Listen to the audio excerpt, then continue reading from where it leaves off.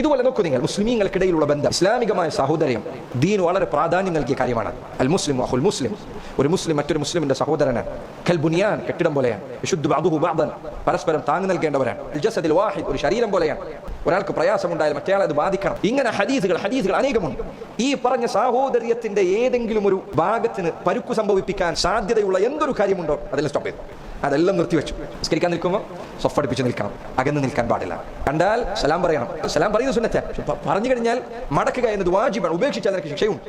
കച്ചവടം നടത്തുന്നത് നബി സല്ലല്ലാഹു അലൈഹി വസല്ലം പറഞ്ഞു, ലാ യബിഅ അഹദുക്കും അലാ ബൈഇ അഖീഹി, എന്റെ സഹോദരന്റെ കച്ചവടത്തിന് മുകളിൽ നിങ്ങൾ കച്ചവടം ചെയ്യരുത്. അവൻ കച്ചവടം നടത്തിക്കൊണ്ടിരിക്കുന്നു. അപ്പോൾ ചെന്നിട്ട് പറയുന്നത് വില കുറഞ്ഞ് ഞാൻ തരാം എന്ന് പറയും.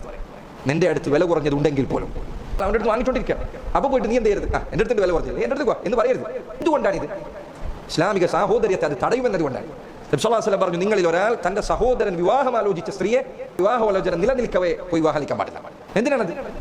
ഈ പറഞ്ഞ സാഹോദര്യത്തിന് അത് പ്രയാസമുണ്ടാക്കുമെന്നതുകൊണ്ടാണ്. റസൂലുള്ളാഹി സ്വല്ലല്ലാഹു അലൈഹി വസല്ലം ഇസ്ലാമിക സാഹോദര്യം നിലനിർത്തുന്നതിന് വേണ്ടി പഠിപ്പിക്കപ്പെട്ട വിധിവിലക്കുകൾ എത്രയുണ്ട്.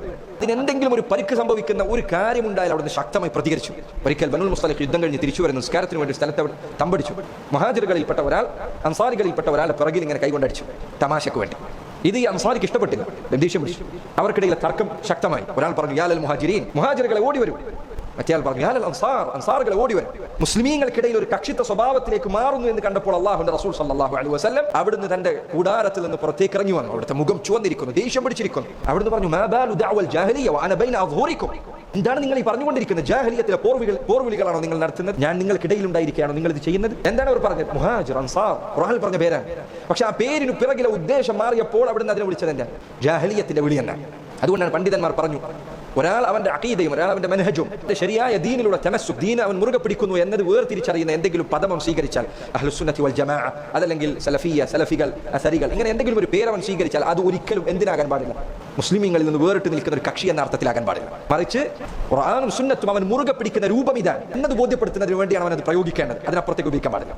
ഒരിക്കൽ യാത്രയിൽ നബി സല്ലല്ലാഹു അലൈഹി വസല്ലം യാത്രക്കിടയിൽ സ്ഥലത്ത് ടെൻഡടിച്ചു.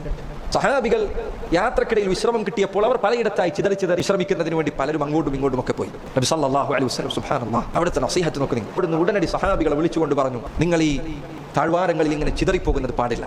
ഈ ഭിന്നത നിങ്ങളുടെ ഹൃദയങ്ങൾക്കിടയിലേക്ക് കയറി പറ്റുന്നില്ല. ഇവിടെ ചതിരി കൂടി അവിടെ നിൽക്കരുത്, ഒത്തു നിൽക്കണം. സഹാബികൾ പറയണം. പിന്നീട് നബി സല്ലല്ലാഹു അലൈഹി വസല്ലം യാത്രക്കിടയിൽ എവിടെയെങ്കിലും തമ്പടിച്ചാൽ സഹാബികൾ ചേർന്ന് നിൽക്കും. ഒരു വിരിപ്പ് അവരുടെ മുകളിൽ കൂടെ ഇട്ടാൽ ആ വിരിപ്പ് എല്ലാവരെയും ഉൾക്കൊള്ളാൻ മാത്രം അവർ ചേർന്ന് നിൽക്കുമായിരുന്നു. അങ്ങനെ വിട്ടുവിട്ട് നിൽക്കില്ല, അടുത്തടുത്ത് നിൽക്കും. ഈ പറഞ്ഞതിനെല്ലാം ഇസ്ലാമിലുള്ള സ്ഥാനത്തെക്കാൾ എത്ര വലുതാണ് തൗഹീദിനുള്ള സ്ഥാനം.